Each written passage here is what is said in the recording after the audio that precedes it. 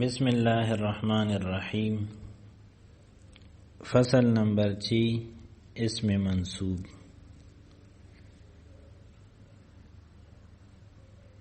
د اسم په علاماتو کې یو علامت داو چې داو منصوب وي، لکه بغدادی او هندی.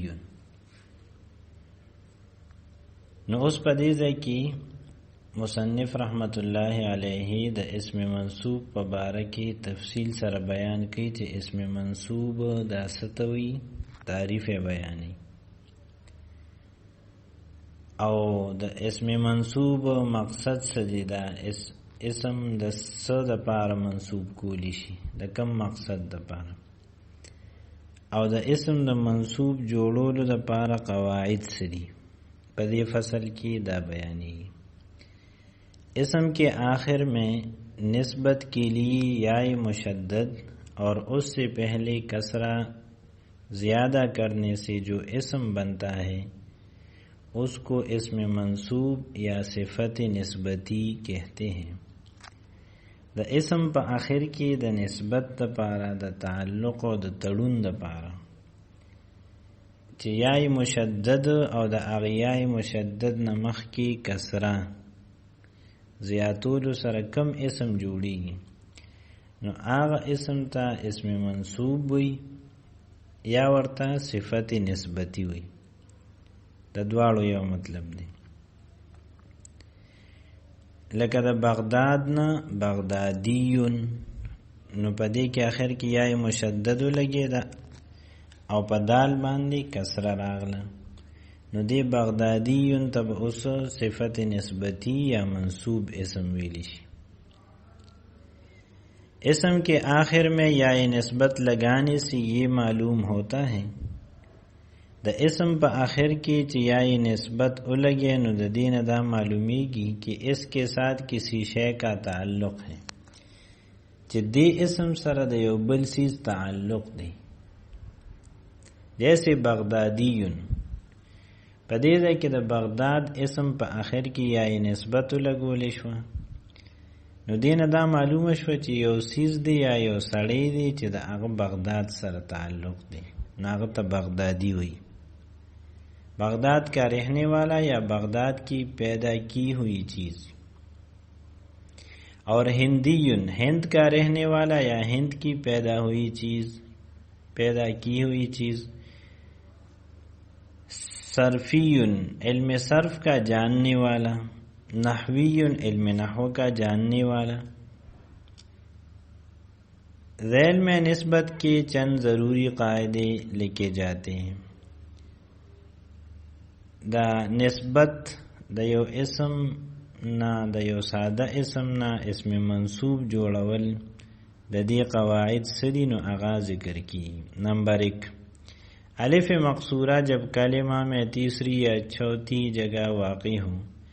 الف مقصورہ چې کله په کلمه کې راغلی په دریم یا څلورم ځای کې. الف مقصورہ په ساده ټکو کې کھڑا زبر چې دی دیته وي، او د نحو په ژبه کې الف مقصورہ هغه الف ته وي چې د هغې نه بعد همزنی راغلی، او عام طور د کھڑا زبر په شکل کې لیکل کېږي.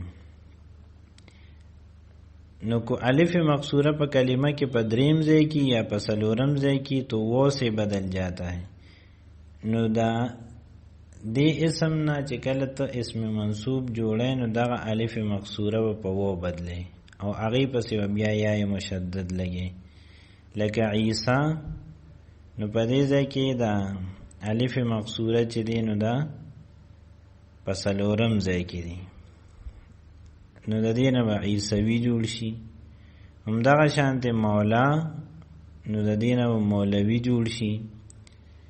اور اگر الف مقصورہ 5ویں جگہ ہو تو گر جاتا ہے، او کو الف مقصورہ په 5م ځای کې راغلی وي، یعنی یو اسم دی چې پای کې الف مقصورہ راغلی دی په 5م نمبر کې، نو دغه اسم نه چې ته جوړې اسم منصوب، نو دا الف مقصورہ چې دی دا بغرزیږي، لکه د مصطفانا مصطفیون. نمبر 2، अलिफ ममदूदा के बाद वाला हमजा वो से बदल जाता है। अलिफ ममदूदा दा आगा अलिफ तवई च द दीन बाद हमजा रागली वी, नो द दीन बाद थी कम हमज़ी अप वो बदली जैसे समाउन च द दीन इसमें मंसूब जोड़े नो समावीयुन दा से बवे, और बैज़ाउ च द दीन इसमें मंसूब जोड़े नो बैज़ावीयुन दा से बवे। नंबर 3, जिस इसम में याय मुशद्दद पहली ही से मौजूद हूँ, पकम इसम के याय मुशद्दद द अवल न मौजूदी, वहाँ याय निस्बत लगाने की ज़रूरत नहीं। नल तचित द सादा इसम ने इसमें मंसूब जोड़ैन पर आगे की द याय निस्बत लगोल अजद निश्ता, जैसे शाफिईयुन एक इमाम का नाम है, और शाफिईयुन मज़हब शाफी रखने वाले को भी कहते हैं। शाफिईयुन इमाम साहब तम वही और द आगी कम पैरोकार दी राई पर मसलक कम कसान दी आई तो हम शाफिईयुन हुई। दिल तक अलहदा दयाय मुशद्दद द लगोलो हाजत निश्ता।